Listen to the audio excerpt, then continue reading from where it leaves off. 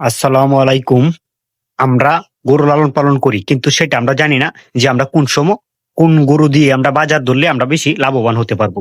সেটা যদি না জানি তাহলে আমরা গরুর খামার থেকে আমরা কখনো লাভবান হতে পারবো না। ভালো একটা লাভবান হতে পারবো না। আমরা ভালো লাভ করতে যাই, আমরা যদি বেশি অঙ্কে একটা লাভ করতে যাই তাহলে আমাদেরকে বাজার ব্যবস্থাপনা অবশ্যই জানতে হবে যে কোন সময় বাজারে কোন গরুটা বেশি চাহিদা আর কোন গরুটাই মানে ব্যাপারী এবং কি কসাইরা নিয়ে যায়।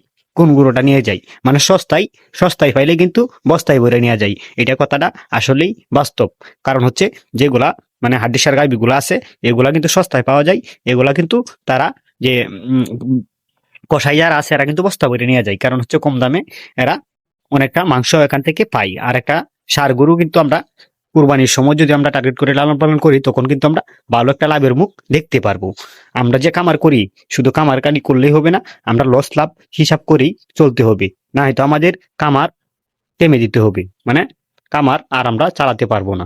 কামারে লস হওয়ার 50% কারণ আপনি বাজারে ব্যবস্থাপনা না জানার কারণ, যার কারণে আপনি গরু থেকে অনেক সময় লসের সম্মুখীন হন এই বাজার ব্যবস্থাপনা না জানার কারণে। দেখেন আমার শার্টটা আজকে উত্তেজনা বেশি করতেছে। দেখেন বুঝলাম না যে তার কি হইলো বিষয়টা।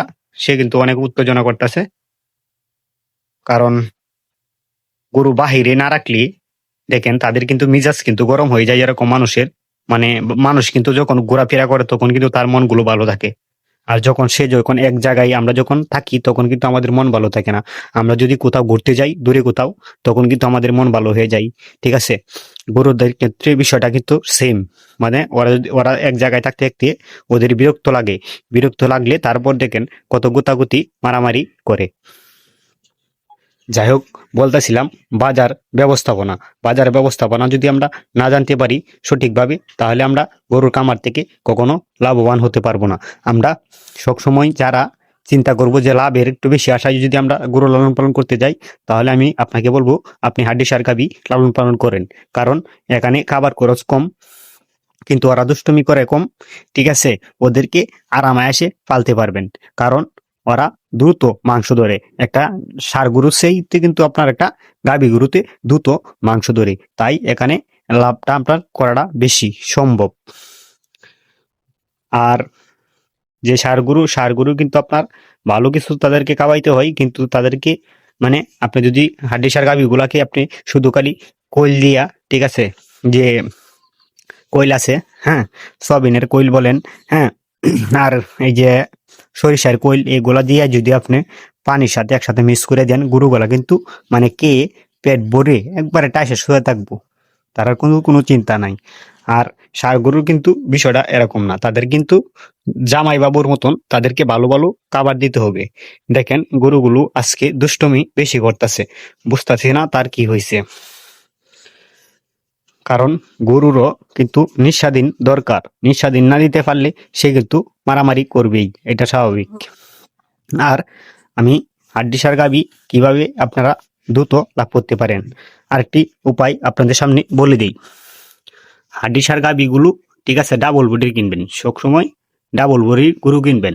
কারণ হচ্ছে ডাবল বডির গরুগুলা মানে আপনার লাভটা বেশি হয়।